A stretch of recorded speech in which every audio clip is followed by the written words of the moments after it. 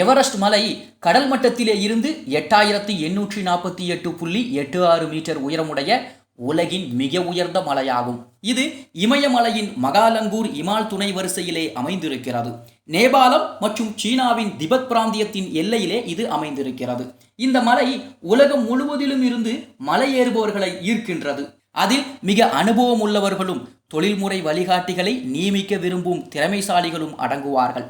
முதலாவது வெற்றிகரமான மலையேற்றம் 1953 ஆண்டில் நியூசிலாந்தின் சர் எட்மண்ட் ஹிலாரி மற்றும் நேபாளத்தின் ஷெர்பா தென்சிங் நார்கே ஆகியோரால் மேற்கொள்ளப்பட்டது. அதற்கு பின்பு ஆயிரக்கணக்கானோர் உச்சியை அடைய முயற்சித்திருக்கிறார்கள். அதிலே மிக உயர்ந்த உயரமும் வானிலை நிலைகளும் மற்றும் மலையின் தொழில்நுட்ப தேவைகள் போன்ற சவால்களையும் அவர்கள் சந்தித்திருக்கிறார்கள். இந்த சிரமங்களுக்கு இடையிலும் எவரெஸ்ட் மலை மனித சகிப்புத்தன்மை மற்றும் ஆராய்ச்சி முயற்சியின் ஒரு சின்னமாக உள்ளது என்பதும் குறிப்பிடத்தக்கது.